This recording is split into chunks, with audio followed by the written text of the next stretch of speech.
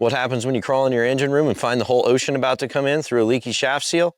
Well, let me show you how you do an emergency repair, get the boat to the marina on a single engine, and so you can get that maintenance taken care of.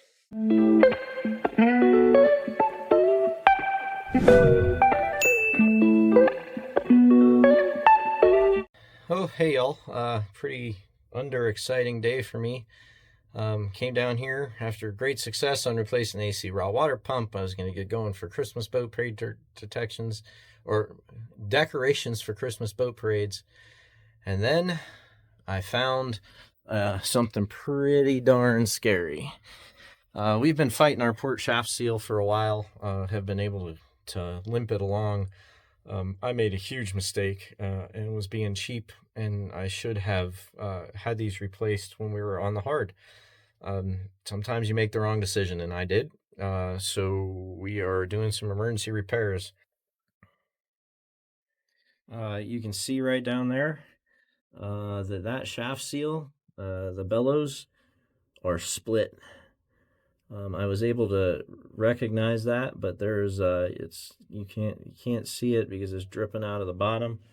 But right now, this is what it should look like over here. No splits in the bellows. You can see those are still intact. So I'm doing an emergency repair. That's how this works. I grabbed some flex seal as from the TV. I am going to acetone that to get any kind of oil and grease off. As you can see, these engines leak a little bit. They all do. And then I'm going to apply several layers of flex seal over it. And then I'm actually going to get on the coupling here, and I'm going to put a pipe wrench. I'm going to take my pipe wrench that I use for my rudder packings, and I'm going to put that around that coupling, and I'm going to pad the end of it to lock that shaft. And we are going to go to the marina today in hopes that they'll be able to haul it on Monday and that we won't need an emergency haul. We'll be able to make that decision as we go. Okay, cleaned it all up. I'm going to get this flex seal. I'm going to take off a piece, and then I am going to make it about the width of from hose clamp to hose clamp on there. And then I'm going to wrap those splits in an effort to make sure that if they do split all the way, there's some reinforcement in keeping the water from coming in too rapidly. All right, well, one roll and 4 total layers of flex seal later, there we are. I started with a thin wrap around where the split was, and then I cut a wrap that was exactly the distance between the 2 inner hose clamps, and then I wrapped 2 more full layers around, all to just provide support.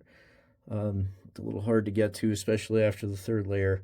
As you can see, we're still leaking even a little bit with the flex seal on there, but that should provide support. If the bellows does completely let go, it's not going to flood the boat. Obviously underway, we'll keep a close eye on it and go real slow, and we'll show you how I lock the shaft here in a second. Okay, I'm about ready to lock the shaft. I was going to use a pipe wrench, but it wasn't actually big enough to get in the coupling. So the coupling has a large hole in it right there. So what I've done is I took a big thick punch, and then I taped some rags to the end of it for padding, because the prop shaft will move a little bit because it's not completely locked. And when it hits either the transmission or the stringer, I don't want it to tear anything up. So as you can see, if the prop tries to turn this way, it's going to jam against the stringer. If the prop attempts to turn this way, it will jam against the transmission and keep us nice and keep that immobile for the journey over. We may, depending on how the leak looks, crank up this port engine for docking, because that will make it a lot easier. Anyway, we'll keep you apprised on how it all goes. Okay, so every 15 minutes I'm down in the engine room making sure that port propeller shaft is still locked, it's not moving. And then inspecting the starboard, you can see the starboard engine turning there. We're making way at about 6 knots here. Well, here we are, taking a whole lot of time. It's 6 knots to get going where we're going, but we are doing it. Making our way over to the marina. Right now, everything's looking good down in the engine room. You saw the video earlier. We're dry. The port shaft is locked. Port engine is running just in case we decide to have a leak. We can run to where it's shallow. That's the beauty of being down here in the Gulf. Even with a fast leak, we're fast enough to probably get to where we can beach the boat and not go all the way underwater. So we're paying attention to that. We know our most likely escape route. We will head due north and then find the shallow water and let the boat settle if we do spring a leak. I'm going downstairs every 15-20 minutes, taking a look and make sure we're good. So far, so good. Autopilot seems to be handling it. As you can see, since we're on one engine, we have about 12 degrees of right rudder to go straight in because the starboard engine is running, which is making the boat turn to port. So we have a lot of right rudder, but it's pretty calm and painless right now. Based on when we get there, if the shaft is still dry, we'll leave it till Monday. If not, we'll call for an emergency haul, which I don't think we're going to need. Hey, all, sitting back at home. Successfully got the boat to the marina. We're able to use that port engine to dock and have a picture of the boat sitting in the slip, Bravo 19 at 2 Georges Marina. In any case, it should get hauled on Monday.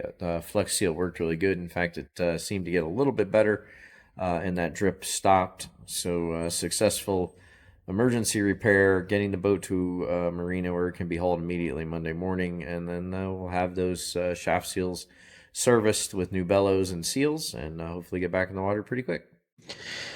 Hey all, post-mortem on the shaft seals. So first, we can see the new shaft seal bellows. These are the PYI PSS Pro silicone-based bellows, not the ones we had on it prior. You can see here on the starboard engine, and then over here on the port engine, which was the problem child that we went for the haul on. However, we've had these in now for a good number of hours, and they're working great. We didn't really have any post-seal adjustments like we always had with just the butyl rubber. So those are in, really happy with them thus far, and then we'll go take a look at the old ones here in a second. Okay, out here, outside the engine room, a little more comfortable here, but here are the old bellows. What you can see is they're still compressed. There's really no give in these whatsoever. So what they weren't doing was really holding that stainless steel collar the way they needed to be held to keep that seal. And again, the seal face on this is a carbon seal that's, you know, very finely machined against the stainless steel collar, and they mate so tightly that they don't let water out. Here is the offending seal. These had roughly 2 years on them. I noticed water coming out of these cracks. You could see that earlier in the video. But again, very stiff. And I think you're gonna hear is people are gonna argue, well, they got them hot. That's absolutely not the case. We've checked several times for cooling water, plenty of cooling water going down there. And just not sure why they're so hard. Those roughly had 400 or 500 hours on them. They were replaced shortly after we got the boat. Actually, about 8 months after we got the boat, we got on the hard. We just replaced the shaft seals because they hadn't been super reliable, and we basically got about 2.5 years out of them and roughly 500 hours. Hoping the Pro bellows do better. The rest of the equipment was just fine. But we just think that those butyl rubber bellows just got a memory, maybe because the water's so warm down here in the Gulf, et cetera, et cetera, et cetera. In any case, we're back in the water, back on, you know, boating again, so that's wonderful. And hopefully this video was instructional. Obviously, you want to keep some things around. The flex seal was really helpful in getting the boat to the marina after we noticed the leak. And I think the real takeaway is always be inspecting your equipment down in the engine room. If you're not, one day you're gonna find a surprise. And if you let go of one of these bellows while you're underway, the whole ocean comes in, and very, very rapidly. So it's very important you're always inspecting that kind of gear. If this was helpful for you, please hit like, subscribe, ring the bell so you don't miss future videos. See you in the next one.